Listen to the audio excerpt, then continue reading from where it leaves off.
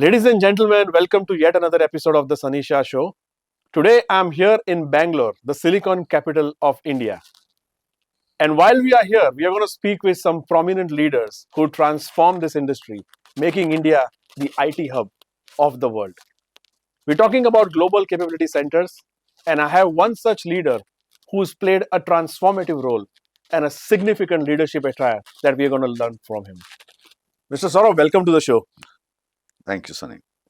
We want to extract maximum value from this conversation. We want to make sure that your illustrative 25 plus years of experience in this industry and purpose-driven leadership that you led adds value to our audience. With that being said, I want to know more about how your journey started. What have you accomplished so far? Can you tell us more about you before we start and get into these questions? Sure, I can. So, by qualification, I'm a civil engineer, but 20 plus years I'm into procurement supply chain area, working for companies like Yahoo, Dell, and now State Street. In between, with HSBC for a short period of time. But yes, when I started with Tata's in Bangalore, and then that too in network implementation area. Then transition into the procurement and supply chain domain in 𝗵𝗃𝗯𝗵. So I joined a company called 𝗵𝗃𝗃, which was acquired by 𝗵𝗃𝗯𝗵 way back in 2007-8.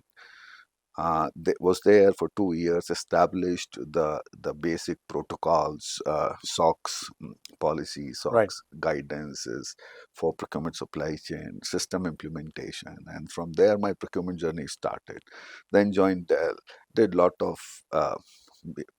work in Dell. Started with India procurement, then moved to APAC, then had some responsibilities at a global level. From Dell to Yahoo, same global level responsibilities across various categories. Then a little bit of 2 years with HSBC, and now with State Street having some global responsibilities. Now with a leading BFSI company, leading global procurement operations. Perfect. You've been a little modest in the way you're introducing yourself. What we understand about you is you played a pivotal role in actually defining the procurement processes that we have in India to an extent where a lot of maturity over the period of last 2.5 decades that I've had in procurement processes. I think you are one of those leaders who actually, if not led the change, played a significant role in transforming that. And honestly, Sunny, if you look at transformation as a word, a lot of people have a basic mindset that we need to transform this particular item. Transformation is not a project, let me tell you. Okay. Earlier, you build in transformation as part of your BAU, or part of your DNA, part of your culture. Better you would be after a certain point in time. You do, I mean, it's all like a training. You attend 1 day training, sitting in a classroom, come out of the classroom, you're done. You forget what you were taught. Similarly, you do transformation as part of the project. You're done with the project. You're done. You don't embed your learnings. You don't embed your problem statements, which you solve for a transformation project. Probably you end up facing those problems again, because if you treat that as a project. And ultimately, if you look at transformation, need to be baked into your day-to-day BAU and DNA as a department, as a function. So, and how you drive transformation is probably the simplest thing. I mean, we have a lot of consulting organizations who come and advise, but the way I believe is, see, ultimately, what is transformation? First, you standardize things, right? You operate at a global, in GCC framework, you operate at a global level. So you might have different type of operating models in place, right? Some companies might have center-led, some companies might have decentralized, some company might have center-led, or some company might have centralized one. Now, first, depending on the environment, depending on the industry, depending on the culture, you decide what kind of a right approach you want to take, which is being center-led, being centralized or being decentralized. Everything has got its own benefits, everything has got its own demerits. So and after that you work on standardizations. Once you standardize, then it becomes very easy for you to figure out opportunities like where you have excess meat, from efficiencies, from productivity, from delivery point of view. Sure. So the moment you standardize, then you figure out an opportunity to cut the flap. And and I'm not saying cutting the flap means reduce your headcount or fire people and all that. Okay, you have the work done at the right location with the right skill set with the right number of people, Right. right? And then in case you are left with certain number of, let's say, 4 people are extra, you train them, upskill them, and have them do certain other value added work for you rather than firing them. So this is how your transformation journey has to start. Irrespective, it will start like that only. Then you will figure out that these are the things you can automate, Right. these are the things you can, and then when it comes to automation, then you will figure out, oh, I can deploy AI, there are some ready-made tools, or I can build my own LLM around this and deploy AI, which could be ML driven, auto learning and all that stuff. So that is how the transformation journey need to start. You played impactful roles. I think we are at the helm of a journey, India, right? When you look at global capability centers, we already have 1,700 companies that have invested in this country. And if stats are to be proven, in the next 3 to 5 years, we'll have another 1,000 plus companies entering India. I feel leadership within the GCC space continues to play a highly impactful role. With that being said, being at the helm of things yourself for over 2.5 decades now, even before the term GCC was coined, you were a part of it, right? And you were a party to it. How do you define impactful leadership? I would say impact is always directly proportional to the ownership and accountability and responsibility, right? And if you look at GCC journey, of late things have started changing a little bit, but if you look at, we have got GCCs in India, in Bangalore, probably since 2000, right? I think first one was to set up their GCCs was Texas Instruments, Intel. Yes. Right.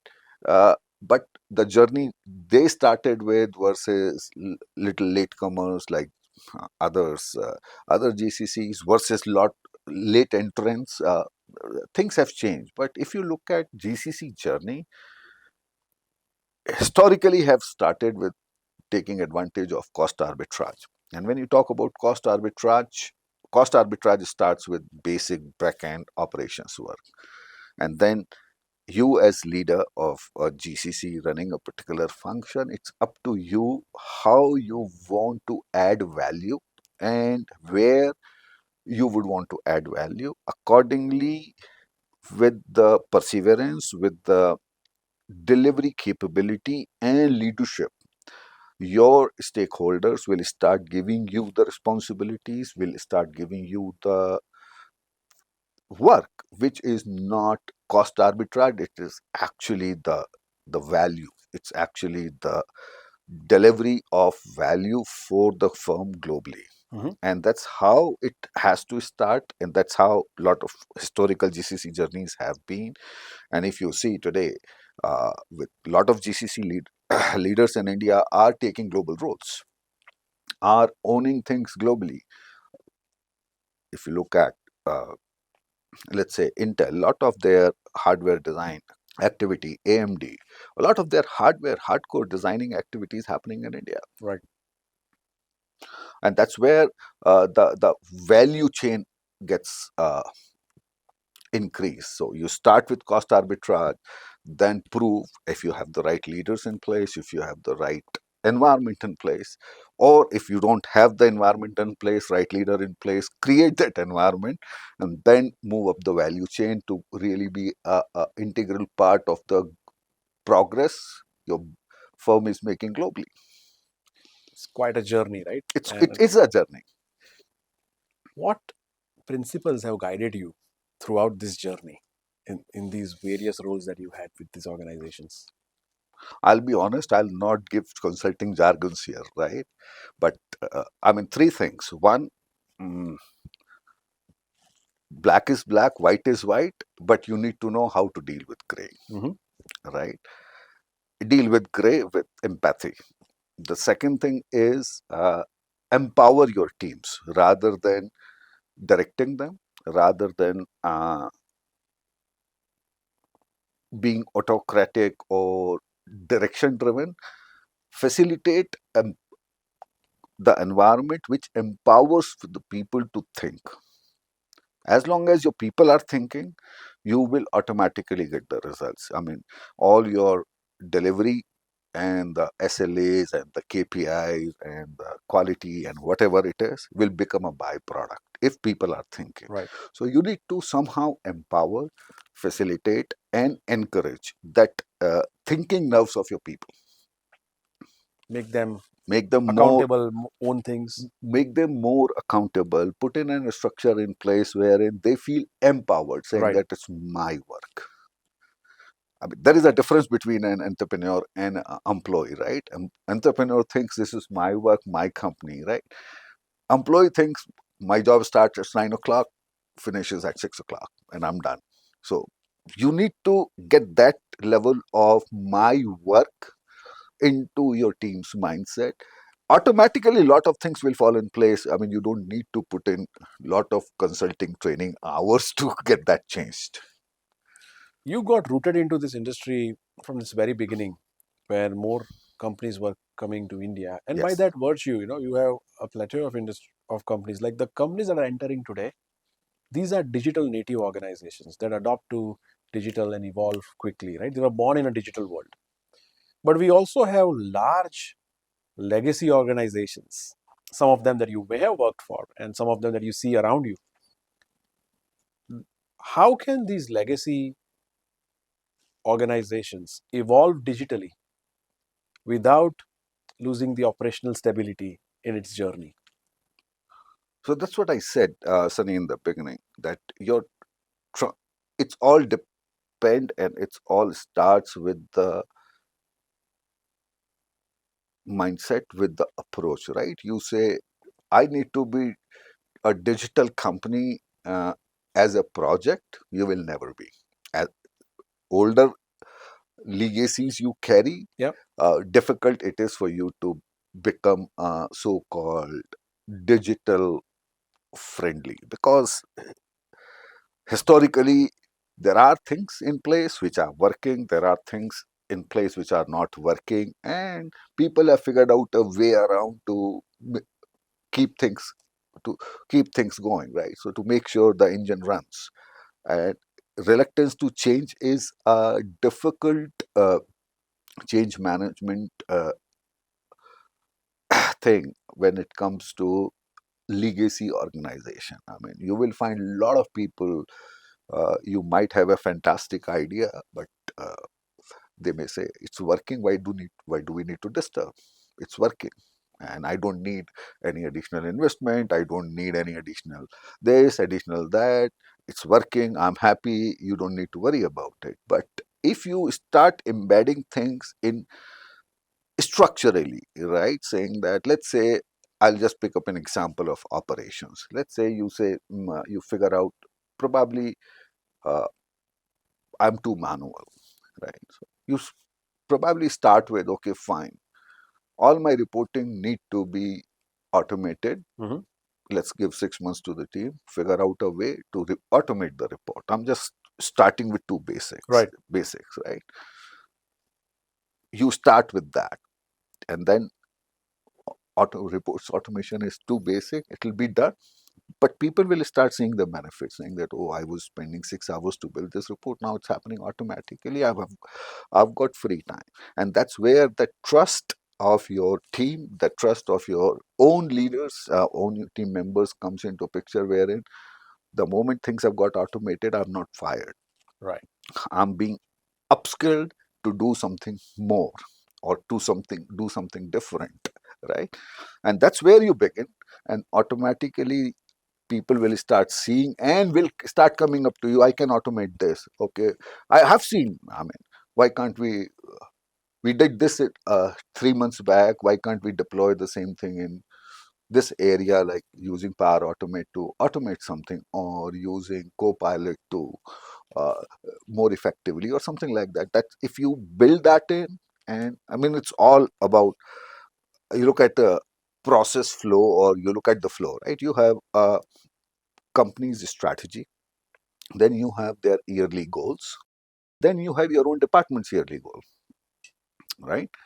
And then you have your own responsibilities, and then you have an output which is probably matrix, which is probably results, or whatever it is, OKRs.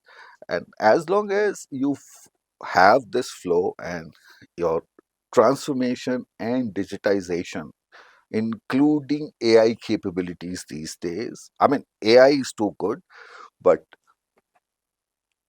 lot of legacy companies, blue chip companies, old companies are having challenges of actually deploying AI into the production, considering the government uh, regulations around a particular industry, or the environment issues, or whatever, right?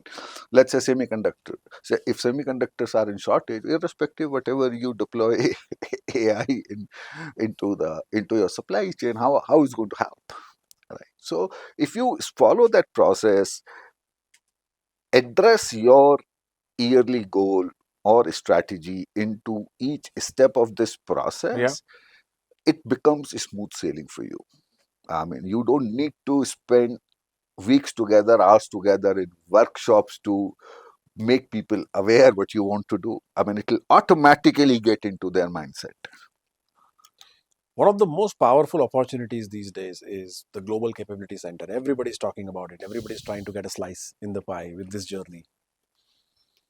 Why is India positioned uniquely to leverage the global capability centers? Why do you think we are leading the world when it comes to GCC investments in our country? I'll tell you, to large extent, you look at, right, this services industry, be it IT, be it BPO, we were the largest since probably 2007, Yeah, 8.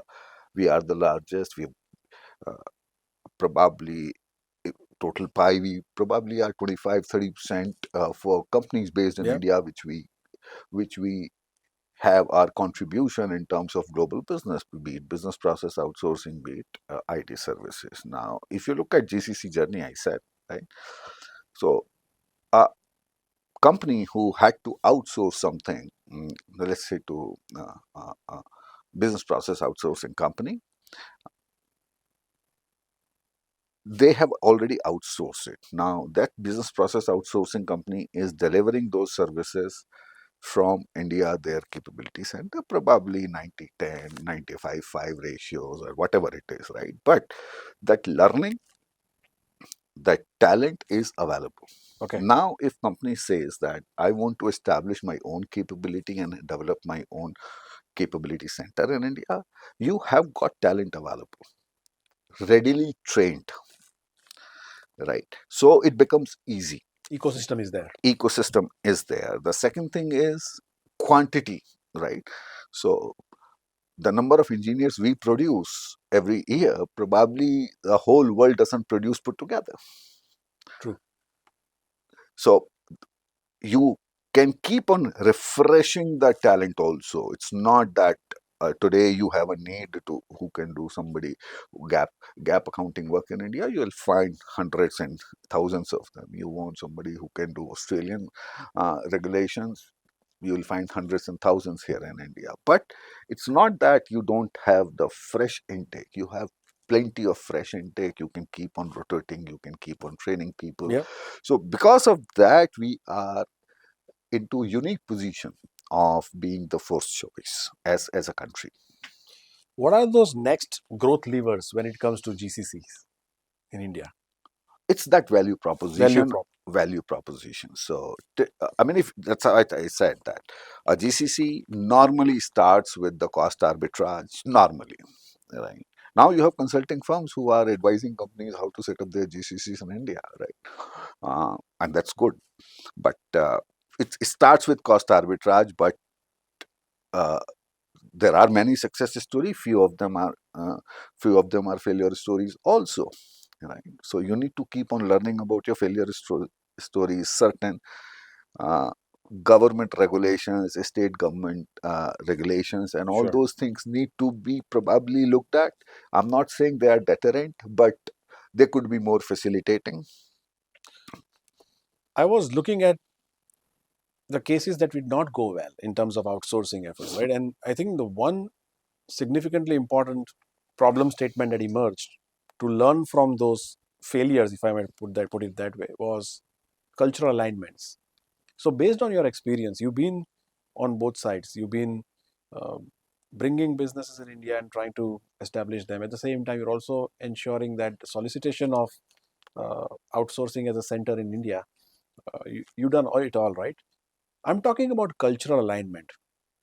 What would be your advice to companies trying to get into India of how global teams can align culturally and then sail through this journey to make it a global workforce? So I can tell you, culture as a word is something which is you need two hands to clap. Right, Okay. And what is culture? What is culture of a company? Culture of a company is what you and I do, right. right? What we practice. We are the one who make that culture. That's how it is, right?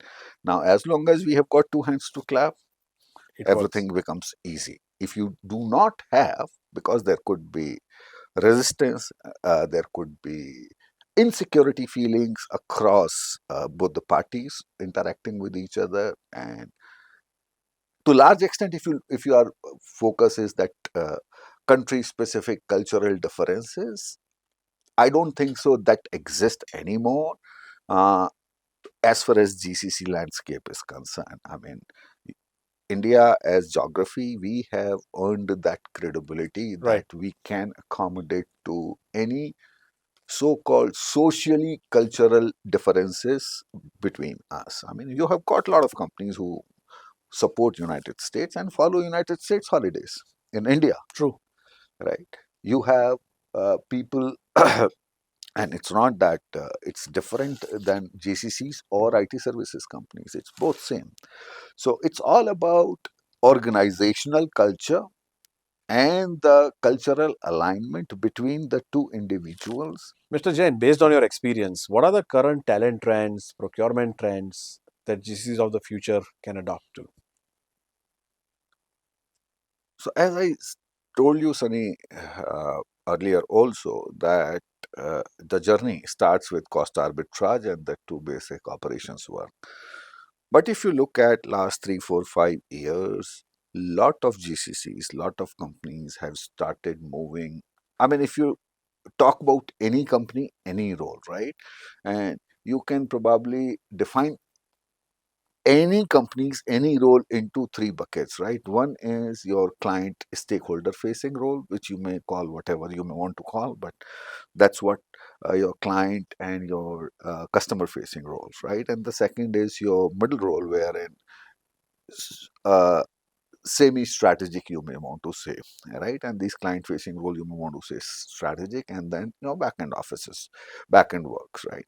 So 100% back end work you can do in any of the GCCs in India. You've got amazingly too deep talent depth, to big, to quantity, quality, everything. Yeah. All you check box or everything on the back end works. You check box everything on your semi strategic work, considering the credibility you have established in last 25, 30, 35 years of journey, be it IT services or GCC's journey, because you can't see GCC and IT services in isolation.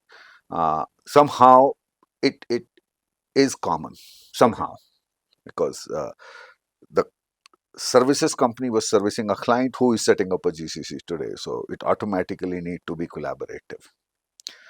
Can't be this or that. It has to be both together. Sure. Right. Then you talk about front office, the strategic roles. Probably that's where the journey is moving, right? Sure. Saying that how much we in India can perform those kind of strategic roles sitting out of a GCC office in India, servicing our global clients, servicing our global customers. That's where the journey is happening. Top of the pyramid.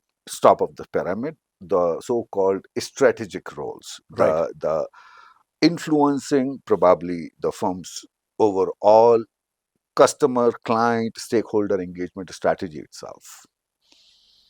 Interesting. How about procurement trends? Now in the procurement, the same thing. Strategic, semi-strategic, back-end. So back-end, you have already taken care.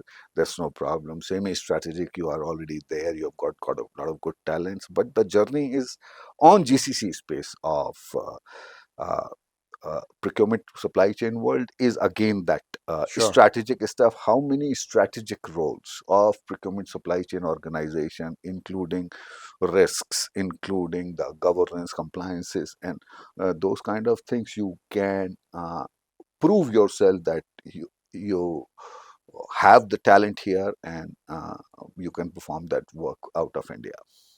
But that's the journey. That's the journey. And you see India succeeding in the strategic roles in that direction? Absolutely, you've got. So for any company, what is needed, right?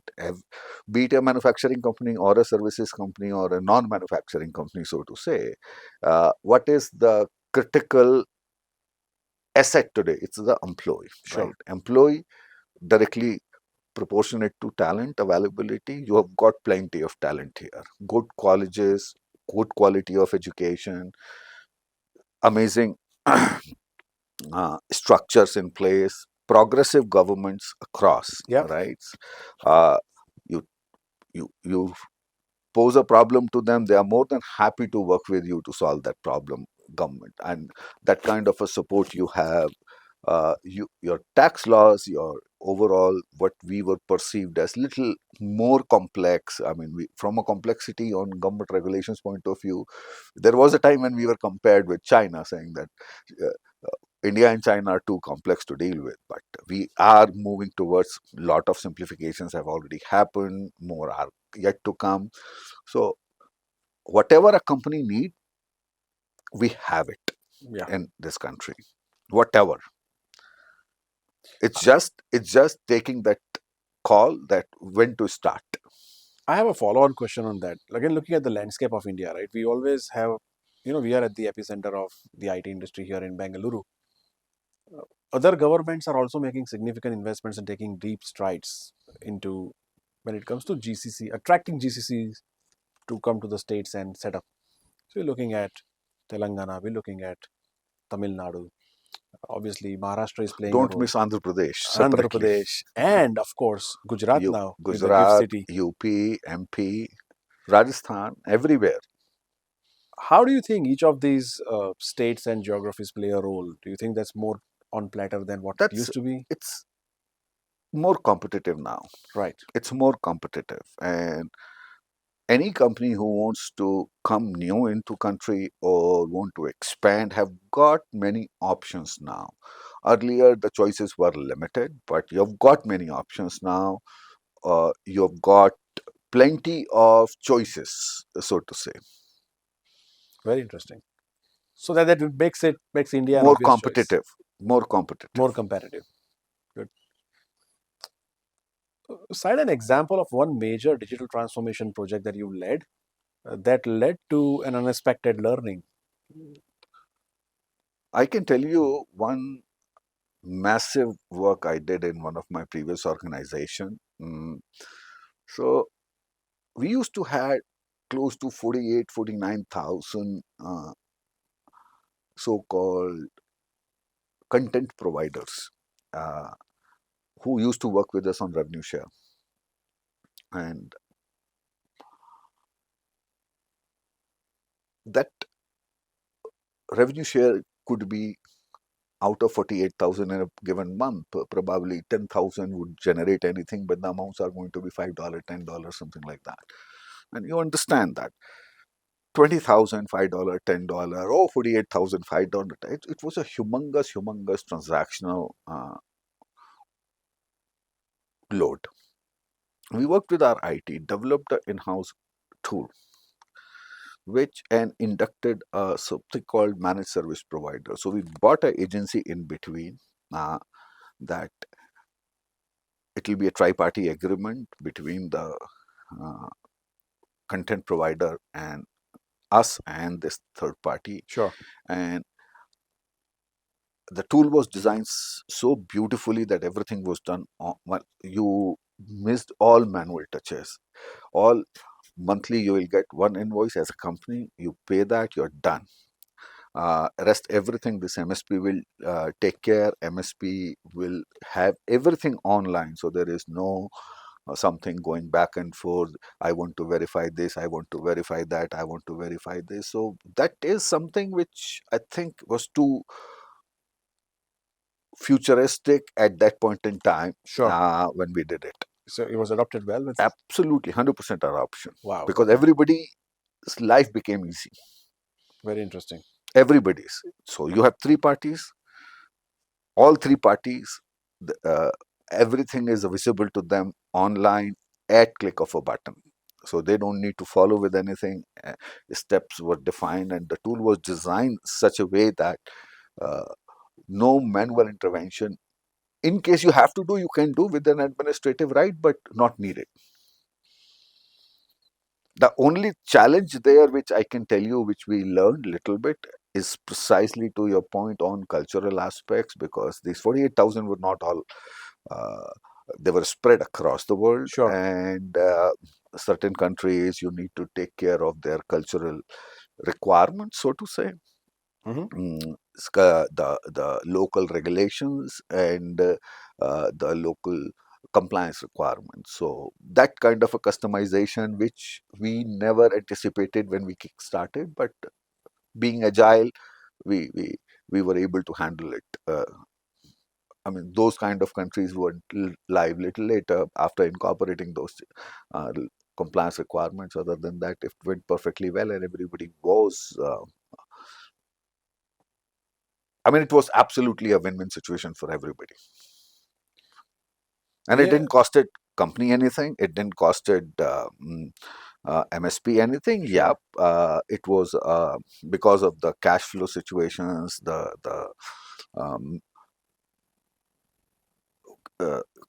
cash flow advantages and all that.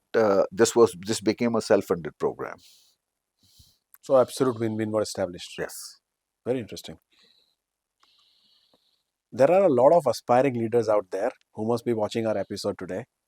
They take immense inspiration from you.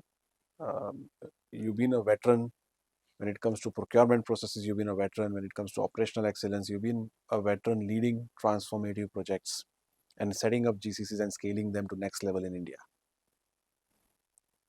As you look at your illustrative career, and if you want to reflect back upon some key learnings that aspiring leaders of the future can take away from your journey to be better at what they are doing right now.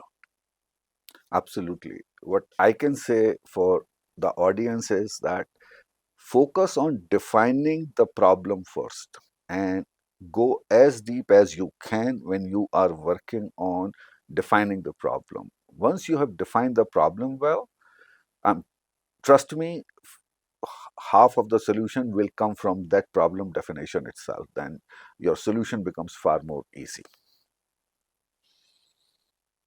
So define the problem, take a pause, analyze. Absolutely. And then decide the next steps of execution. Don't jump into solutions right away. Yep, there could be certain problems. I'm not saying it applies everywhere, but there could be certain problems which are transactional in nature. So you can't get into analysis paralysis there. But if you're talking about something which need to have a long-term, sustained, consistent impact, have a problem properly defined, then work on the solution. That's how I would say. Mr. Jain, this has been a wonderful session. primarily for me because I personally have a lot of interest and I'm invested in the GCC space. So learning from veterans like you always add value to the overall journey. And I think it is very, very inspirational and satisfying to see that India is well positioned, not only to sustain the leadership that we have for attracting investments in the global capability centers, but also the innovation curve that attracts these companies, making them future ready as well. Absolutely. And India is not just looked upon as a country that you would look for as a cost arbitrage, or you look Anymore. at anymore, right? That's one of the byproducts of the things where people don't talk at that level anymore. But like you mentioned, anything operational, anything semi-strategic, we're already there, and we are accelerating very, very fast to On the those GCC strategic space, roles on as the well. So strategic roles, yes. maybe in the future, things might happen where you have entire organizations running from India, barring a few roles where you need on-site presence. And if that kind of a future comes our way, that's going to be the best thing that can happen to everybody. And in this journey, we are creating a win-win, not only for India, but also for those I clients would coming like in. to little bit deviate here, Okay. Sunny, that rather than having a GCC and the whole corporation running out of a GCC, I would say India is poised to have much and much more global cooperation to be based out of India. Nice. That's the nice way of putting it across. Thank you so much for your time. It has been a pleasure having you on the show today. And I'm sure people have learned a lot from you. And they might send messages to you and they would ask No, you. that'll be fine. More than happy to answer anybody. Thank you. So, ladies and gentlemen, that was Mr. Saurabh Jain, a veteran who has played a significant role in shaping the GCCs in India. A person who is as modest as he is and open to share his knowledge and information to everybody who goes his way. Stay tuned for more such conversations in the future. Please make sure you subscribe to our channel if you haven't done so. And this is me signing off. Thank you so much. Thank you.